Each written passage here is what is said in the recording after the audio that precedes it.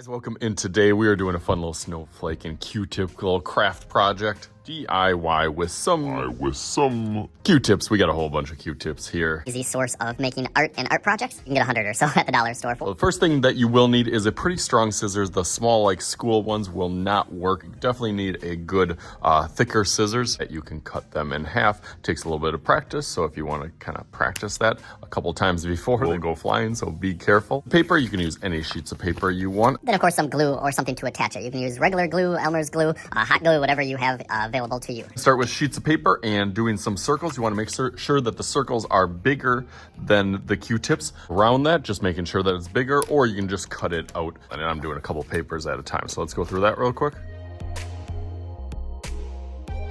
Okay, that looks nice. And then you can set those out, whatever color that you want to use first. I'm gonna start with the blue right in the middle. Then you can start grabbing your Q-tips and kind of start thinking about what design that you want to do.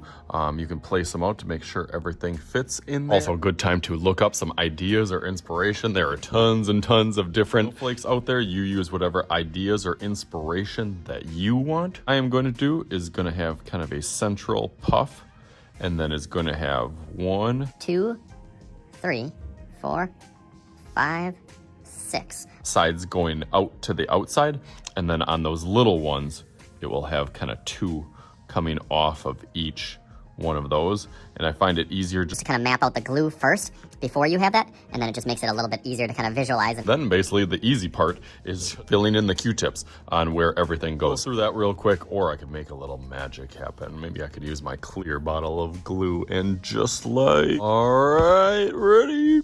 Burn. There it is. I thought it turned out awesome. It was really fun, but it's a little tricky and challenging, not only to cut them and not have them go flying around, but just to kind of map out the design with the glue, kind of putting in whatever patterns that you want, all the different Q-tips. A pretty cheap, easy craft and fun that you can do at any time or with any age kids, really. Hopefully you guys had some fun. As always, I am Mr. Shuey. This is Mr. Shuey's Art Channel. We'll talk to you guys later.